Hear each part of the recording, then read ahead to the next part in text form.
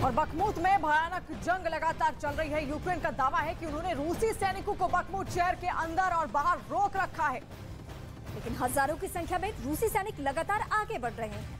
आखिर वजह क्या है? बखमुत के लिए पुतिन और जेलेंस्की दोनों जान देने पर क्यों तुले हुए हैं? बखमुत में ऐसा क्या है कि रूस और यूक्रेन अपनी सेना को कुर्बान किए जा रहे हैं? वहीं बखमुत में ऐसा क्या है कि ना पुतिन पीछे हट रहे हैं और ना ही जेलेंस्की झुक रहे हैं? देखिए हमारी ये एक्सक्लूसिव स्पेशल रिपोर्ट।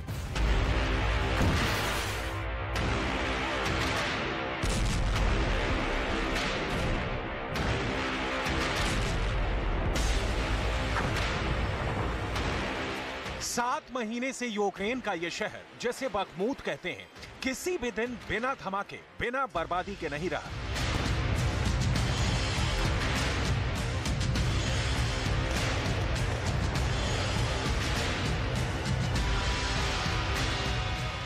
रूस की ओर से ताबड़तोड़ हमले हो रहे हैं। कभी कभी कुछ घंटों की खामोशी होती है, लेकिन फिर जोरदार हमले होते हैं और बखमुत शहर हर रोज बर्बाद होता चला गया। हालात ये हो गए हैं कि 70,000 की आबादी वाले इस शहर में अब कुछ हजार लोग ही बंकरों में रह रहे हैं, जहां ना पानी है, ना खाना है और ना ही बिजली है।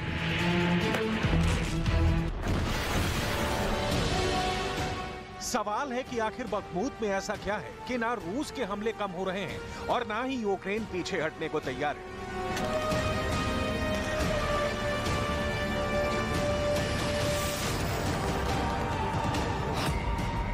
रणनीतिक तौर पर बखमुत अहम नहीं है, बड़ा सैन्य ठिकाना नहीं है, ज्यादा जनसंख्या वाला शहर नहीं है, यातायात का प्रमुख केंद्र भी नहीं है। युद्ध से पहले 70,000 लोग रहते थे। बखमुत में नमक और जिप्सम की खदानें हैं, बहुत बड़ा शराब का कारखाना है।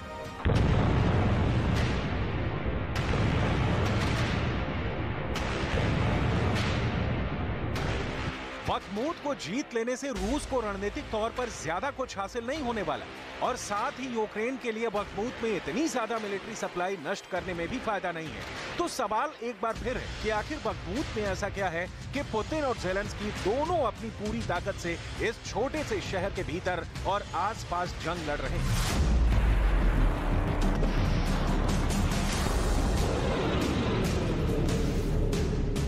वॉशिंगटन भी कीव को सलाह दे चुका है कि बखमुत के लिए ज्यादा परेशान ना हो, लेकिन यूक्रेन के राष्ट्रपति, रक्षा मंत्री और उनके कमांडरों ने पूरा जोर लगा रखा है। जिस बखमुत पर वैगनर ग्रुप के प्रमुख ने कब्जे का दावा किया था, वहां पर यूक्रेनी सेना ने दावा किया है कि अभी जंग जारी है और यूक्रेन के जवानों ने रूसी फौज को रोक कर रखा है, लेकिन चारों तरफ से काफी संख्या में रूसी फौज के आने का सिलसिला जारी है।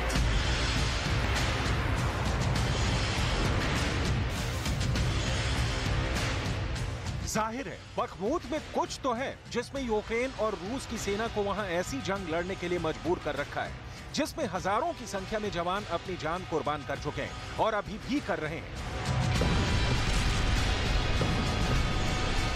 अमेरिका के मुताबिक बखमुत में रूस ने करीब 20,000 सैनिक गंवाए हैं, यूक्रेन ने करीब 5,000 सैनिक गंवाए हैं। बखमुत में कुछ हजार लोग ही जिंदा बचे हैं। जिंदा बचे लोगों के पास खाने की कमी है, सैनिकों के पास लड़ने के लिए बारूद की कमी है। बखमुत में हवाई हमले ज्यादा हो रहे हैं, दूर से तोप और MLRS से हमले हो रहे हैं।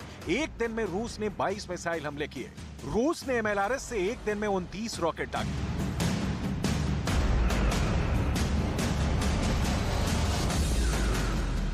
जाहिर है बखमुत में आमने सामने की जंग के लिए ना तो वैगनर ग्रुप के पास गोला बारूद बचा है और ना ही यूक्रेन की फौज के पास बखमुत के अंदर बारूद की सप्लाई हो पा रही है।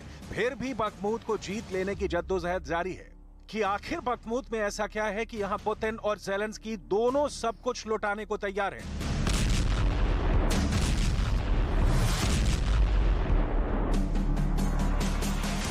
वैसे नुकसान के आंकड़ों को फिलहाल सत्यापित नहीं किया जा सकता, लेकिन जिस तरह की तस्वीरें सामने आई हैं, ये तो तय है कि बखमुत में जबरदस्त जंग चल रही है और जबरदस्त नुकसान दोनों तरफ हुआ है। और पश्चिमी मुल्कों के विशेषज्ञ मानते हैं कि बखमुत की लड़ाई अब सैन्य जंग नहीं रह गई है, बल्कि ये राजनीतिक जंग बन चुकी है। महीनों से मॉस्को को कोई बड़ी जीत नहीं मिली है। क्रेमलिन सिर्फ एक प्रतीकात्मक जीत चाहता है। बखमुत में पुतिन सैन्य नहीं, राजनीतिक मिशन पर हैं। रूसी कमांडर हौसला बढ़ाने के लिए बखमुत जीतना चाहते हैं। यूक्रेन के लिए भी बखमुत की जंग सियासी बनी। वॉशिंगटन में जेलेंस्की ने बखमुत को मनोबल का किला कहा था। यूएस कांग्रेस को जेलेंस्की ने बखमूत का झंडा दिया था।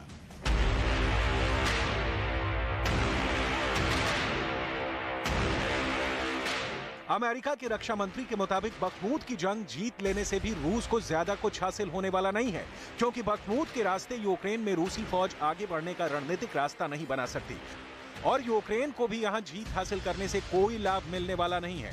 लेकिन जेलेंस्की और पुतिन दोनों को पता है कि उन्हें जंग में लंबे समय तक रहना है और इसके लिए अपने नागरिकों और साथ में जवानों के हौसले को बुलंद रखना है। इसलिए बखमूत में जो कुर्बानियां दी जा रही हैं, उसमें साइकोलॉजिकल जीत हासिल करने की हसरत है, क्योंकि बखमूत में अगर किसी की भी हार हुई तो उसका हौसला टूटना तय है और इसका असर आने वाली जंग पर पड़ेगा।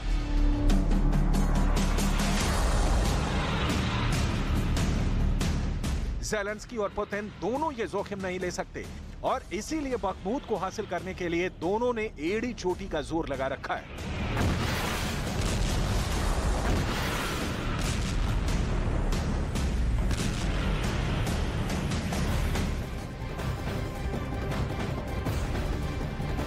और यूक्रेन से इस वक्त की बड़ी खबर आ रही है। रूस की सेना ने यूक्रेन पर ताबड़तोड़ मिसाइलों से हमला बोला है।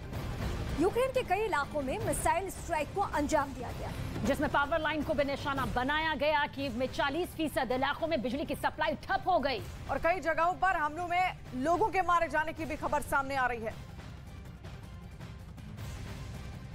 महायुद्ध के बीच पुतिन को एक के बाद एक लगातार बड़े झटके मिल रहे हैं। मिसाइल की कमी के दावे के बीच आईएमएफ ने रूस की अर्थव्यवस्था को लेकर डराने वाला दावा किया है।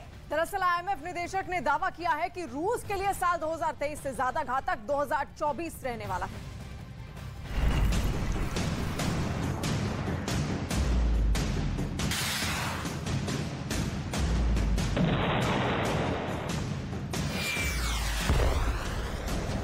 पिछले एक साल में दुनिया ने तबाही की वो तस्वीरें देखी जिससे आज तक हर कोई अनजान था। हर उस हथियार से आग उगलते देखा जिसका जिक्र या तो किताबों में था या फिर महाविनाश की कहानियों में। मिसाइल, बम, ड्रोन, रॉकेट लॉन्चर, अत्याधुनिक गन।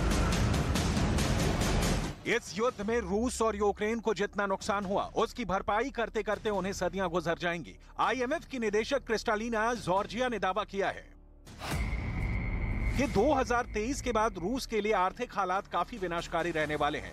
इस एक साल में रूस की अर्थव्यवस्था 7% से ज्यादा सिकुड़ी है।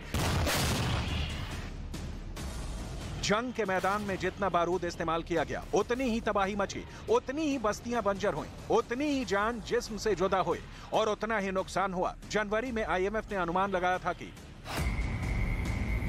रूस की अर्थव्यवस्था इस साल 0.3% और अगले साल 2.1% बढ़ेगी। वहीं रूस के केंद्रीय बैंक ने 6 महीने के लिए इमरजेंसी पूंजी बढ़ाई है और दावा किया है कि इस साल जीडीपी में 1% की कमी आ सकती है।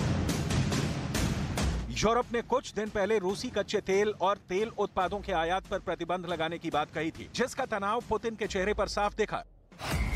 रूसी सरकार ने जनवरी से फरवरी के बीच $34 बिलियन के घाटे की जानकारी दी, तो वहीं 2022 की शुरुआत में $5.5 बिलियन की गिरावट का दावा किया है, यानी साल दर साल करीब 46% की गिरावट।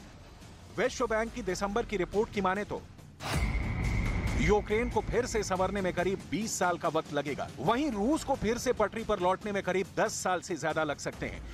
एक साल में यूक्रेन की जमीन रूस के बारूद से सन गई। यूक्रेन का कोना कोना बारूद से पटा पड़ा है। बुनियादी ढांचे को इतना नुकसान पहुंचा है कि उसे दुरुस्त करने में बरसों लगेंगे और ताबड़तोड़ हमलों ने यूक्रेन की अर्थव्यवस्था की रीढ़ ही तोड़ दी है। विश्व बैंक की रिपोर्ट की माने तो रूस के साथ जंग करने पर यूक्रेन की अर्थव्यवस्था 35% तक सिकुड़ चुकी है। महायुद्ध में यूक्रेन की अर्थव्यवस्था को $1,27,000 करोड़ का नुकसान हुआ है। आलम यह है कि यूक्रेन को फिर से खड़ा होने में करीब $35,000 करोड़ की जरूरत पड़ेगी। रूस के हर हथियार का दम मैदान में दिख रहा है। घर, शहर, अस्पताल, स्कूल, पावर स्टेशन, कुछ भी रूस के हमलों से बचा नहीं है। अमेरिका, यूक्रेन और रूस के लिए युद्ध के अपने अपने मायने और नफे नुकसान है, लेकिन पूरी दुनिया को इसकी कीमत चुकानी पड़ रही है। यह कीमत अब करीब $4 ट्रिलियन यानी करीब 32 लाख करोड़ रुपए हो चुकी है। जाहिर है इसमें यूक्रेन को सबसे ज्यादा खामियाजा भुगतना पड़ा है। जंग का मैदान भले ही यूरोप की जमीन हो, लेकिन हमले का दंश दुनिया ने झेला है। जंग अब भी जारी है, तबाही, त्रासदी और त्राहिमाम अब भी जारी है।